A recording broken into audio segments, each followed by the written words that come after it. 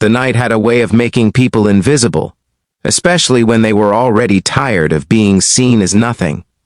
On a freezing winter evening outside a glowing corporate complex in Chicago, a single father stood with numb fingers and a hollow chest, watching his breath turn into mist as he waited for a bus that was already late. His name was Matthew Carter, and at that moment, he believed his life had shrunk into nothing more than surviving one cold night at a time. If you believe in kindness, second chances, and quiet miracles that happen when no one is watching, take a moment right now to like this video, comment your thoughts, share it with someone who needs hope, and subscribe to the channel. Stories like this remind us that humanity still exists. Matthew had not always lived this way. Once he had dreams large enough to scare him. He had studied logistics, believed in hard work, and imagined providing a steady, happy life for his young son, Caleb. But life had a brutal way of rearranging plans. After his wife passed away unexpectedly, Matthew's world collapsed inward. Medical bills piled up, grief hollowed him out, and responsibilities doubled overnight. He took whatever work he could find, eventually landing a maintenance and delivery support role at a massive corporate headquarters downtown. The pay barely covered rent, daycare, and groceries. But he showed up every day because quitting was not an option when a child depended on you. That night, Matthew had stayed late fixing a loading dock issue after a shipment delay. The temperature had dropped sharply, and the wind cut through the concrete plaza like a blade. He pulled his worn jacket tighter around himself, the same jacket he had owned for nearly 6 years, its lining frayed and sleeves faded. It was the only thing standing between him and the cold. As he waited under a flickering streetlight, he noticed a woman sitting alone on a stone bench near the entrance, her posture folded inward, shoulders shaking slightly. At first, he assumed she was waiting for a ride, like many others who passed through that place. Then he noticed her face, pale and wet with tears that glistened under the artificial lights. Matthew hesitated. He had learned that people in pain often wanted privacy. He also knew what it felt like to be drowning silently while the world rushed past. Something inside him refused to let him look away. He stepped closer and realized she was trembling violently, her coat lying beside her instead of around her shoulders, as if she had forgotten how to protect herself. Her name, he would later learn, was Rachel Whitmore, though at that moment she was simply a woman breaking under the weight of something unseen. Without thinking too much, Matthew slipped off his jacket and gently draped it over her shoulders. The cold hit him instantly, but he barely noticed. What mattered was the way her breathing slowed, the way her shoulders stopped shaking as violently. He gave a small nod, offered a quiet, reassuring smile, and stepped back, not asking questions, not expecting thanks. He had learned that kindness did not need recognition to be real. He turned away before she could say anything, because sometimes the hardest thing was staying when you knew you had nothing left to give. Matthew stood there shivering, hands buried in his pockets, staring at the dark windows of the building he served every day but would never belong to. He wondered how many nights he could keep doing this, how long he could balance exhaustion and hope before one of them broke.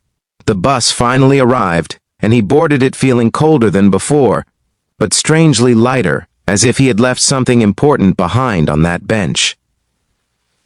The next morning, reality returned without mercy. Caleb needed breakfast, school forms needed signing, and Matthew needed to be at work early. He dropped his son off at daycare with a tired smile, promising himself that someday, somehow, things would get easier. At the corporate building, whispers buzzed through the halls. There was talk of a surprise executive visit, of major changes coming. Matthew focused on his tasks, unaware that his small act of kindness had already begun to ripple outward. In a high-rise office overlooking the city, Rachel Whitmore sat alone, staring at the skyline she had conquered but no longer recognized. As the CEO and majority owner of the company Matthew worked for, she was known for her sharp decisions and relentless drive. But the night before had shattered her armor. A betrayal by someone she trusted deeply, combined with the crushing loneliness that came with her position, had finally broken her. Sitting on that bench, she had not been a powerful executive, She had been a woman who felt unloved, unseen, and exhausted beyond words. The warmth of Matthew's jacket had felt like more than fabric. It had felt like proof that someone, somewhere, still cared. He had not known who she was. He had not asked for anything. That simple fact haunted her more than any business crisis ever had. All night she had thought about the man with tired eyes who gave away the only warmth he had and walked off into the cold without looking back. Rachel made a decision that morning that would alter more than just corporate strategy. She asked her assistant to find the man who worked late at the loading docks, the one who took the bus and wore a faded jacket. It did not take long. Matthew Carter's file landed on her desk, thin and unremarkable by executive standards, yet heavy with quiet resilience. Over the next few days, Matthew noticed subtle changes. Supervisors who barely acknowledged him before now greeted him by name. His schedule became more stable. Overtime opportunities appeared without him asking. He assumed it was coincidence, or perhaps luck finally tipping slightly in his favor. He had no idea that someone was watching, learning, and reconsidering everything she thought she knew about the people who kept her empire running. Rachel began walking through the building more often, observing instead of commanding. She saw Matthew repairing equipment with care, helping coworkers without complaint, and taking phone calls from daycare with a softness that contrasted sharply with his hardened exterior. She saw a man who carried responsibility like a second skin, never asking for sympathy. The realization settled heavily in her chest. This was the kind of person her company depended on, yet barely noticed. When the truth finally surfaced, it was not with drama or grand gestures. Matthew was called into a meeting room, heart pounding, certain he had done something wrong. Rachel sat across from him, her expression calm but eyes filled with something deeper. She spoke about that night, about the bench, the cold, and the jacket. Recognition washed over Matthew slowly, followed by disbelief. He had helped a stranger. He had not known he was standing before the woman who owned the very floors he cleaned. Rachel did not praise him like a hero. She thanked him like a human being. She told him how that moment had changed her, how it reminded her of why the company existed beyond profits. Then she did something Matthew never expected. She offered him a position in operations support management, training provided, flexible hours, and a salary that made his hands tremble when he heard the number. She spoke about potential, about trust, about the kind of leadership built on empathy. Matthew walked home that day in a daze, the weight on his shoulders lighter than it had been in years. When he hugged Caleb that night, he held him longer, breathing in the certainty that maybe, just maybe, the future did not have to be a constant fight.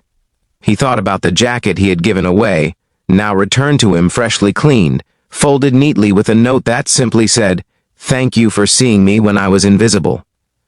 Life did not become perfect overnight.